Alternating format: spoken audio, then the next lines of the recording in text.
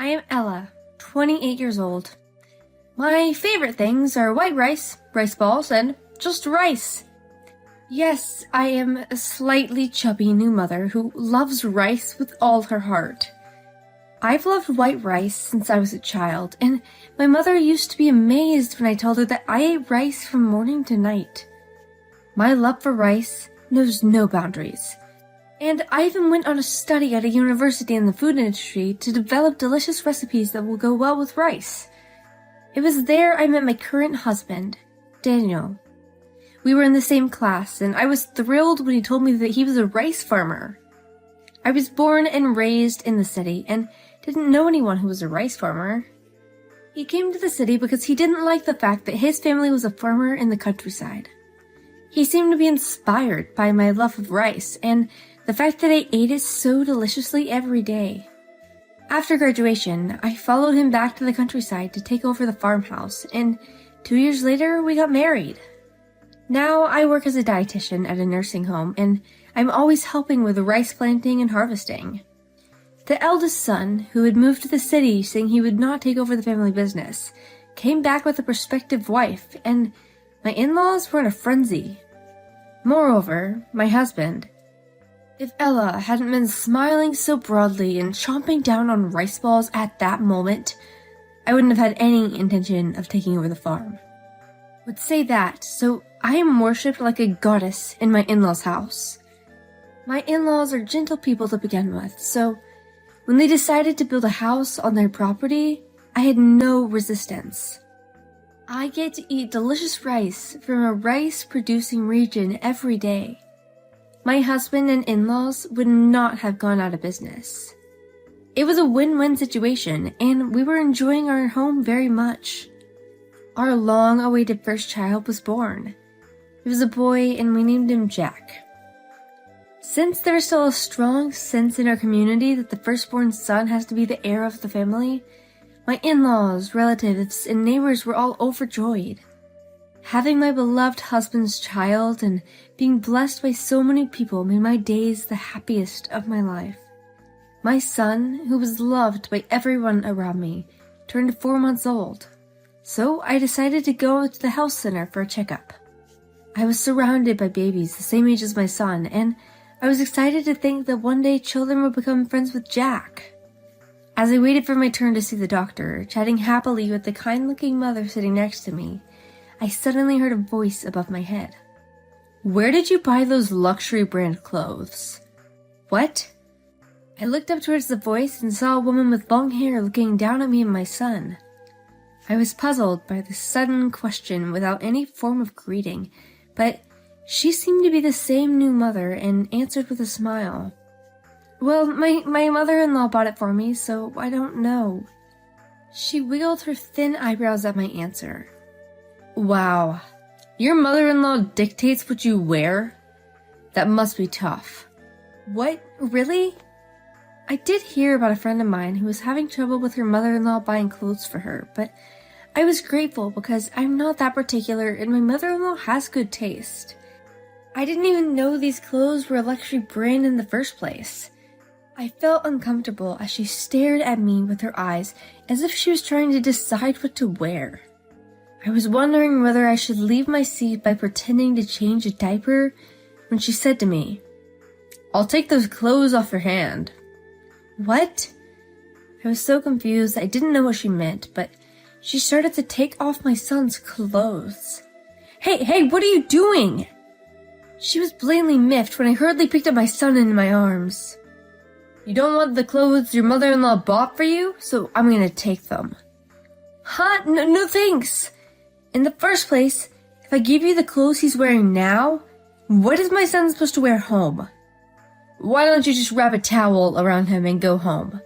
Don't worry, it's not that cold today." No way am I doing that.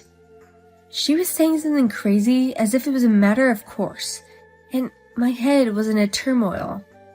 Still, I tried my best to protect my son from getting hurt. "Maria, what's wrong?" A public health nurse, hearing the commotion, came between us with calm movements. "If there's anything bothering you, I'm here to listen. Please, come this way." The nurse gently but firmly led her to another room. Maria, as she was called, clicked her tongue and was taken away by the nurse. "Are you okay?" Yes. The woman next to me, whom I had been having a friendly conversation with earlier, looked at me with concern. Apparently, she had brought that nurse to the scene, and I thanked the woman. I wiped away a cold sweat, thinking about the crazy people in this world. The next day, when I thought such an unpleasant thing would never happen... Huh? What's wrong, Ella? As I was about to take in the laundry I had it hung out to dry in the evening, I'd noticed something odd. One of Jack's clothes was missing. The clothes of my son who had come for his checkup yesterday. I couldn't find that one of his clothing items, let alone the hanger. Oh no, maybe the wind blew it away. I'm sorry, but you bought it for my son, too. My mother-in-law soothed me with a smile, and I was feeling down. It's okay. I have another chance to buy clothes for my grandson. Just kidding. I couldn't help but smile at my mother-in-law's playful and kind attitude, even though I'd been feeling down. I know. Let's go shopping tomorrow. Let me know what you like. Okay. Thanks to my mother-in-law's concern, the case of my son's missing clothes was supposed to be resolved peacefully. However, 5 days later, my son's clothes went missing again. As it was a slightly expensive item my mother-in-law had recently bought for him, even my mother-in-law was suspicious, looking around the yard. Still, we couldn't make a big deal out of the loss of 2 pieces of clothing, so we did nothing about it. 3 days later, after lunch, while dealing with a delivery service, we suddenly looked around the entrance and realized what had happened.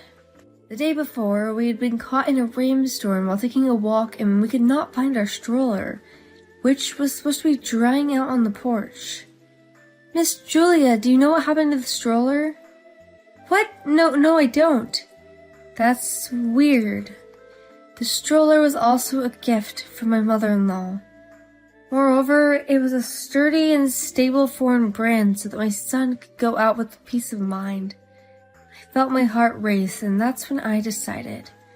I was convinced that both the baby clothes and the stroller had been stolen. Whoever it was had stolen my precious son's things. I was boiling with anger. I'm reporting this to the police. As I was taking out my phone, my mother-in-law stopped me. Calling the police over missing stroller is crazy. But the stroller and the clothes are precious things that you bought for my son. I knew what she did. My mother-in-law used the computer, which she's not good at using, to gather information when buying baby items. I know that she was truly happy about the birth of my son, and that she took good care of my body and gave me good things. I will never forgive anyone who tramples on my mother-in-law's goodwill. Ella! My mother-in-law stared at me and sighed, troubled and happy. All right, but don't contact the police. But, as if to calm me down, she says, a missing stroller won't get the police to make a move. I'll find the culprit more efficiently. You go take a nap with Jack. After saying this, my mother-in-law picked up her address book and began making phone calls. Listening to the leaked conversation, I couldn't help but be impressed by my mother-in-law's acting ability and skillful speech. Surely, in the countryside, we might not be able to find the culprit this way. As I predicted, the culprit was easily found 3 days later. My mother-in-law thought it was someone who lived nearby, judging by the manner of theft. So my mother-in-law's only action was to make tearful phone calls to the wives in the neighborhood to complain about the damage that was caused. With that, the wives all worked together to gather information. The neighborhood's high opinion of me as a wife who came to the city and did not mind taking care of the rice paddies led me to a powerful response. Well, maybe they're just amused onlookers, but my mother-in-law made a lot of phone calls. By the end of the day, the information had spread throughout the entire neighborhood association, and one of the wives gave me a valuable eyewitness report that she had seen a similar stroller in a neighboring town. Based on this information, we questioned the farmer's wife, who lived in the next town, and she admitted to the crime. The network in the countryside is quite frightening. I was then surprised by a woman who visited our house with a baby stroller accompanied by her husband. She was the woman who had tried to rip off my son's clothes at his 4-month checkup. Apparently, she had followed me home after the checkup while pushing the stroller. I was shocked by the abnormality of being obsessed with someone you have only spoken to once, and horrified at the fact that such a person knew about our house. Her husband was trying his best to apologize, but she was looking as if she were flustered. "Did you steal the clothes too?" Hey, you even stole clothes?" Her husband is pale, but she doesn't even change her expression. "What? I only took it because she looked like she didn't want it," she said. "Of course I want them. The clothes and the stroller are precious things given to me by my mother-in-law." I don't like that kind of attitude. "Huh?" She stared at me with hatred in her dead eyes until a moment ago. "You're so obsessed with your mother-in-law. You live with her in the countryside because you're poor, aren't you? Don't you have any pride?" "Huh?" My mother-in-law put her hand on my shoulder. I was about to start a fight with her because of her rude attitude. "Please, take that stroller home. I will buy a new one for my grandson. I will forward you the bill," she says. "What? I brought it all the way here. What are you talking about?" Ignoring her rant, my mother-in-law spoke to Maria's husband. "Sir, your wife seems to have very sticky fingers. This isn't the first time she's stolen something, is it?" "What?" The blood quickly drained from her husband's face. "I heard all about it. I heard you guys were living in this city, but you suddenly moved here as if you were running away." My mother-in-law pointed out a definite fact. Oh no. Her face also turned bloodthirsty. "You thought that in the countryside people would forgive you for a little indiscretion, didn't you? But you know the countryside is scary. Prepare yourself." The two of them were blandly flabbergasted by my mother-in-law, who approached them quietly and unobtrusively, but without averting her eyes, and ran off as if to get away.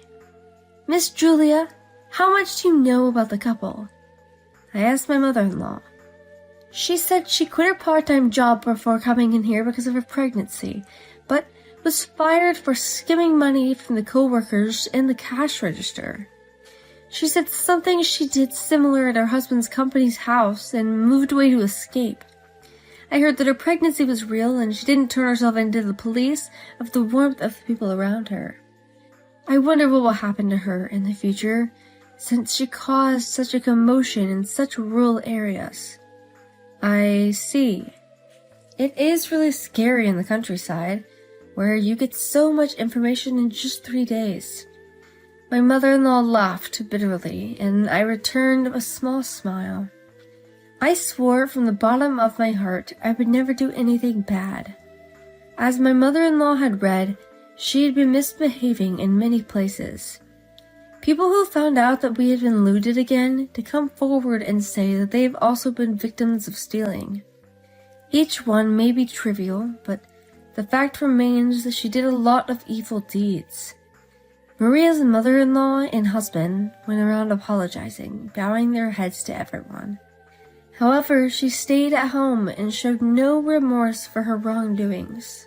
Because of that attitude, the people around her were looking away from her, as if the house was built by an unbelievable wife. It seems that her mother-in-law paid for almost half the cost of what she had done in that town, and when she came to the countryside, she had become a better person. They are disgusted that she came to the countryside and repeatedly did her misdeeds without any apology. I guess Maria's mother-in-law could not stand being ostracized by her neighbors. "If you don't divorce your wife, I will give all the inheritance of the house to your brother." She gave Maria's husband, her eldest son, an ultimatum. The husband, who had completely been fed up with his wife, was encouraged by the ultimatum and immediately decided to divorce her. Of course, Maria did not agree with it. One day, about a month after the stroller fiasco, she stormed into her house with an angry face and made steam come out of her head. "Hey, I'm getting a divorce because of you. My son has been taken away from me by my husband and his mother, and you're taking the blame. As I happened to be home alone, I was against her sniving and blaming me, and calmly replied to her words. You deserved it. Grapes, chicken eggs, watermelons. The damage of various farmers was all you're doing. It's better for a child to grow up without a problematic mother like you. What is wrong with you? There are so many crops out there, it wouldn't be a problem if I took a little bit of it.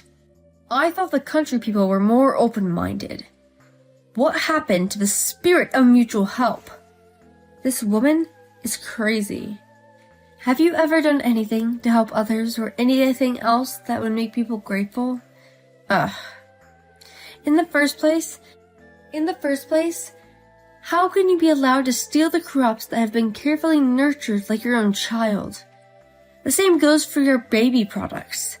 They were bought with money that my mother-in-law obtained through the hard work. What? You're acting like a good girl. It's disgusting. I don't care if you find me disgusting. Just smile and be serious, and you'll get a full meal of delicious rice. It's great. Wow, you're finally showing your true colors. Just when she smiled that snickering smile. That's fine, a voice behind her said. What? Before I knew it, my mother-in-law, who had returned from working in the fields, came up next to me and laughed at her. It's a blessing to be a rice farmer, and I have a woman who fell in love with our rice and came to marry my son. It's great to have a wife who smiles and helps out in the rice paddies and happily eats her rice. But it's much, much better than a wife like you who only knows how to steal. Ugh. Now why don't you go back to the city you love so much? Or should I call the police? What? I guess she was so shocked that the bond between me and my mother-in-law was so strong, and it completely overturned her outlook on life. She ran away screaming like a child.